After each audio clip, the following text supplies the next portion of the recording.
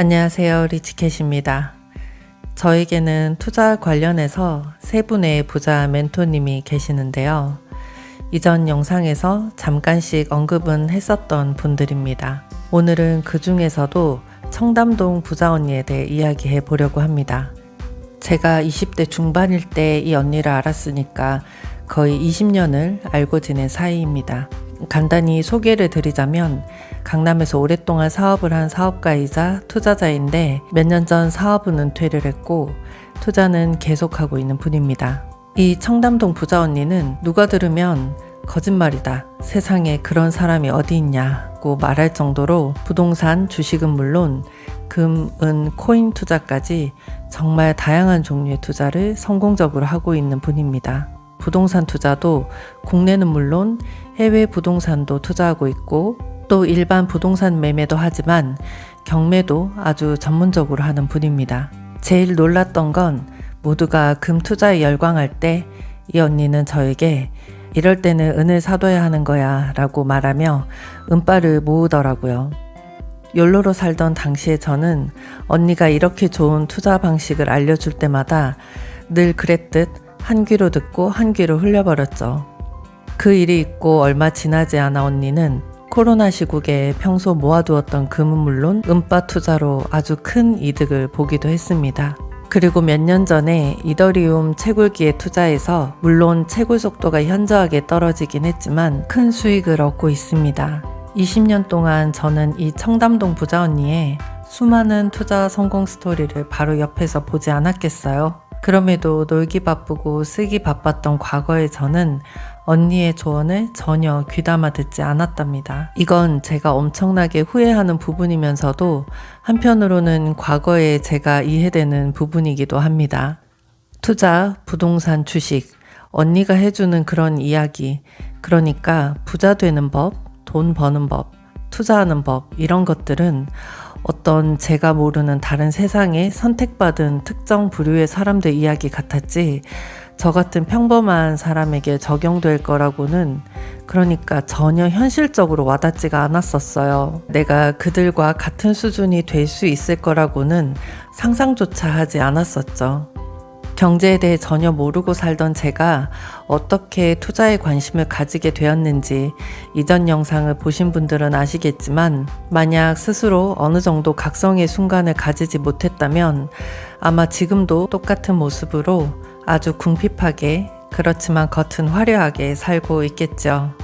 아무튼 그 각성의 순간을 경험하고 난 뒤 코로나 시국 때부터 언니의 가르침과 조언을 듣기 시작했고 지금과 같은 성장을 이룰 수 있었습니다.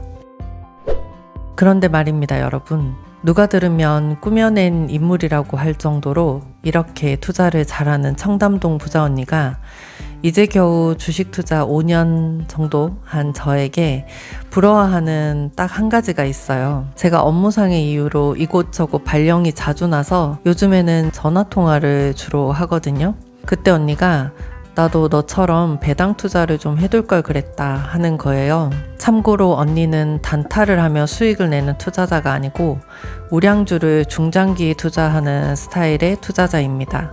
워낙 종목 선정도 잘하고 분산 투자도 잘해서 수익률이 높습니다. 자금도 꽤 크게 굴리다 보니 굳이 저처럼 배당 투자를 목적으로 할 필요가 없었던 거죠. 그래서 개별 종목 투자를 주로 합니다.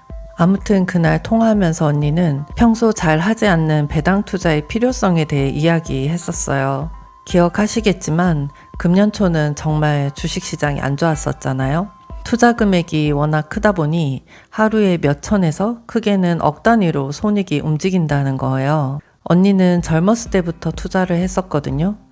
몇 년 전까지는 이런 큰 폭의 자금 움직임이 별로 신경 쓰이지 않았었대요. 그런데 점점 나이가 들고 형부도 은퇴를 앞두고 있다 보니 이런 자금의 변동성에 불안해지기 시작하더라는 거예요. 사실 전 언니 입에서 투자에 관해 불안하다는 말이 나와서 엄청 놀랐었어요. 한 번도 그런 모습을 보인 적이 없었으니까요. 손익 변동폭이 큰 상황이 오니 제가 늘 이야기했던 배당 투자가 생각나더라고 말했어요. 언니는 이렇게 말했어요. 나이가 들다 보니 뭔가 모를 불안감이 문득 들 때가 있다. 배당 투자는 네 생각이 나더라. 네가 몇 년 전부터 이야기했었는데 좀 일찍 배당주도 투자할 걸 그랬다. 지금은 종목 중 일부분을 배당주로 변경하려고 한다. 그래서 안정적인 현금 흐름을 만들어야겠다. 라고요. 저는 맞아요 언니. 매달 일정 수입을 배당금으로 깔아두면 엄청 마음이 든든해요. 라며 기쁘게 말했습니다. 따박따박 들어오는 배당금이 주는 정신적 안정감은 경험해보기 전까지는 잘 모를 거예요. 특히 장기 하락장, 침체장에서 배당금 안정제가 주는 효과는 정말 말로 표현하기가 힘들죠. 그래서 저는 언니에게도 하나금융지주와 여러분에게도 소개했던 코덱스 금융 고배당 탑10을 추천했습니다. 그게 연초이니 지금은 엄청난 수익을 보셨겠네요. 잘 하지는 않지만 가끔 이렇게 종목을 추천할 때면 저는 상대가 내가 추천한 종목을 투자했는지 투자하지 않았는지 투자 수익률은 어떤지 돈은 좀 벌었는지 등등 이런 팔로우업을 잘 하지는 않아요. 저희 부모님을 제외하고는요.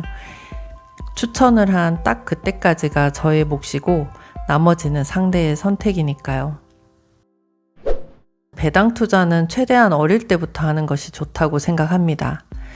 그런데 그 어릴 때라는 게 10대, 20대만을 의미하는 게 아니에요. 분명 오늘이 내 나이 중 가장 젊고 어린 나이지 않습니까?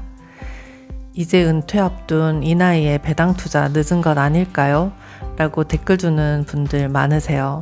배당 투자에 늦은 나이는 없다고 생각합니다. 꼭 월 현금 흐름의 일부를 배당금으로 만들어 보시기 바랍니다. 오늘 영상 마치겠습니다. 감사합니다.